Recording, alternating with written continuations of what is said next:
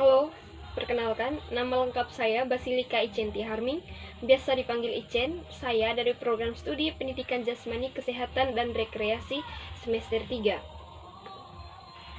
Di sini saya akan memaparkan materi mengenai kecenderungan perkembangan koordinasi pada anak besar. Koordinasi adalah kemampuan gerak untuk mengontrol gerakan tubuh. Seorang dikatakan koordinasinya baik apabila ia mampu bergerak dengan indah, lancar, dan rangkaian gerakannya serta iramanya terkontrol dengan baik. Cara mengukur koordinasi biasa dilakukan melalui penelitian keberhasilan yang mencakup unsur kemampuan mengontrol tubuh, keseimbangan, kelincahan, dan fleksibilitas.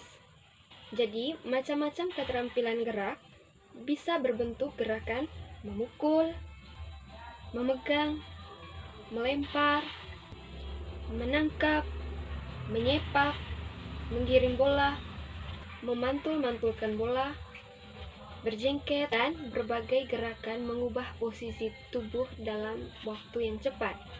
Di dalam melakukan berbagai gerak keterampilan, pada umumnya anak-anak mengalami peningkatan secara berangsur-angsur. Tetapi, jika dibandingkan dalam beberapa aspek kemampuan, bisa dijumpai adanya perbedaan. Ada kemampuan tertentu di mana anak laki-laki memerlukan kekuatan dan gerakan-gerakan yang melibatkan otot-otot besar dan gerakan kasar, misalnya menendang atau melempar bola. Sedangkan anak perempuan lebih baik dalam melakukan aktivitas yang memerlukan kecermatan gerakan, misalnya memasukkan benang ke lubang jarum. Perkembangan penguasaan gerak dasar. Sejalan dengan meningkatnya ukuran tubuh dan meningkatnya kemampuan fisik, maka meningkat pula lah kemampuan gerak anak besar. Berbagai kemampuan gerak dasar yang sudah bisa dilakukan pada masa anak kecil semakin dikuasai. Peningkatan kemampuan gerak bisa didefinisikan sebagai berikut. Yang pertama, gerakan bisa dilakukan dengan mekanika tubuh yang efisien. Yang kedua, gerakan bisa dilakukan semakin lancar dan terkontrol. Ketiga, pola atau bentuk gerakan semakin bervariasi. Yang keempat, gerakan semakin bertenaga. Beberapa macam gerak yang bisa dilakukan atau gerakan yang dimungkinkan bisa dilakukan pada anak kecil adalah gerakan seperti berlari, berjalan, mendaki, meloncat, berjengket, mencongklak, melompati tali, menyepak, melempar, menangkap, dan berenang. Apabila ditinjau dari segi kebenaran mekanika tubuh dan kecepatan dalam melakukan berbagai gerakan, perkembangan kemampuan gerak anak adalah faktor yang meningkatkan koordinasi tubuh, ukuran tubuh, dan kekuatan otot. Berikut, perkembangan kemampuan gerak pada anak-anak bisa diketahui dengan cara misalnya menggunakan pengetesan atau pengukuran kemampuan berlari. Kemampuan berlari antara lain bisa diukur dengan cara mengukur kecepatannya. Kecepatan berlari dihasilkan dari panjangnya langkah dan cepatnya irama. Panjang langkah dipengaruhi oleh panjangnya kaki, sedangkan cepatnya irama dipengaruhi oleh kekuatan otot-otot kaki. Yang kedua, meloncat. Kemampuan meloncat bisa digunakan sebagai prediktor kekuatan tubuh dan juga bisa merupakan tes diagnostik dalam hal koordinasi gerak. Ketiga, melempar. Perkembangan kemampuan melempar yang terjadi pada anak besar, seperti halnya perkembangan kemampuan gerak lainnya, meliputi dua aspek perkembangan, yaitu perkembangan yang bersifat kuantitatif, yaitu anak semakin lincah kemampuan melemparnya, dan yang bersifat kualitatif, yaitu kualitas gerakan kemampuan melemparnya semakin baik atau semakin efisien. Pertumbuhan fisik adalah perubahan ukuran, bentuk, dan struktur tubuh atau anggota tubuh seiring dengan bertambahnya usia anak. Apabila ditinjau dari segi kebenaran mekanika tubuh dan kecepatan dalam melakukan berbagai gerakan, maka faktor-faktor yang berpengaruh terhadap perkembangan kemampuan gerak anak adalah faktor-faktor peningkatan koordinasi tubuh, ukuran tubuh, dan kekuatan otot. Tentu perubahan itu terjadi seiring dengan bertambahnya usia. Semakin meningkat usia kita, maka kemampuan, bentuk tubuh, dan struktur anggota tubuh kita juga semakin berkembang. Misalnya, si Ani pada umur 4 tahun tinggi badannya 95,0 cm, dan pada umur 7 tahun tinggi Ani semakin meningkat menjadi 111,8 cm. Di sini kita bisa ketahui bahwa perubahan itu terjadi seiring dengan bertambahnya usia.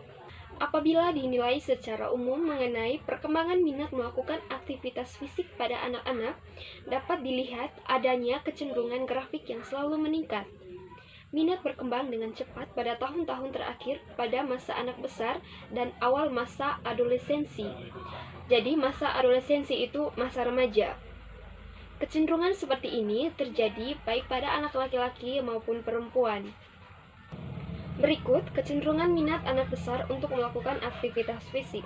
Kecenderungan sifat-sifat yang dimiliki oleh anak besar bisa terperinci berdasarkan kelompok usia yang lebih pendek, yaitu sampai pertengahan masa anak besar dan sosial yang menonjol pada masa anak-anak tersebut.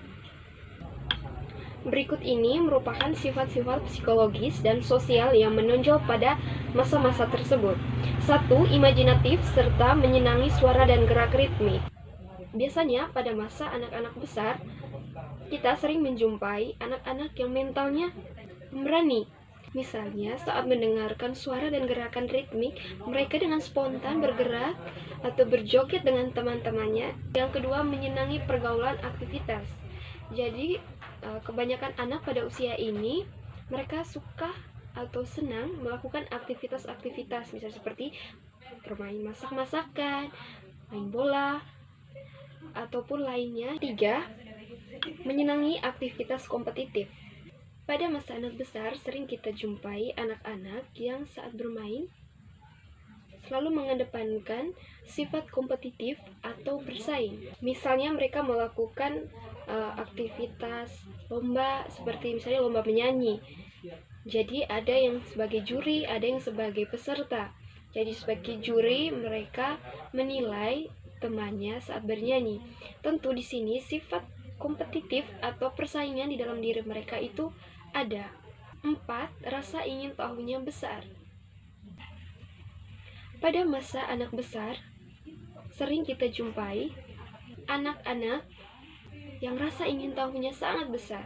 Misalnya mereka bertanya kepada ibu atau ayahnya, "Ibu, kenapa laut itu warna biru?" Ataupun, "Kenapa burung itu bisa terbang sedangkan kita tidak?" 5. Selalu memikirkan sesuatu yang dibutuhkan atau yang diinginkan.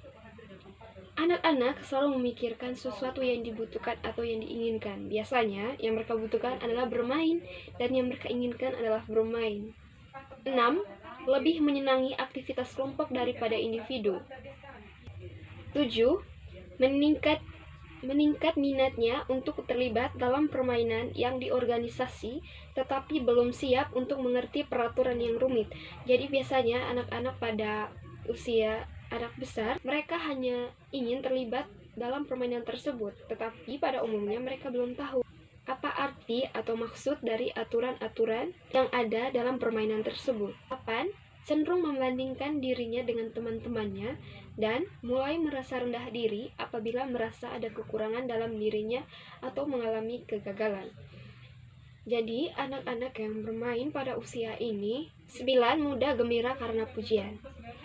Pada masa anak besar, mereka cenderung menyukai pujian. Misalnya setelah melakukan sesuatu yang benar, hal yang kecil yaitu misalnya membuang sampah pada tempatnya, kemudian orang tua atau orang-orang yang ada di sekitarnya memuji perbuatan baiknya. 10. Senang menirukan idolanya. 11. Selalu menginginkan persetujuan orang dewasa tentang apa yang diperbuat. Pada masa anak besar, umumnya mereka melakukan aktivitas yang disetujui oleh orang tuanya.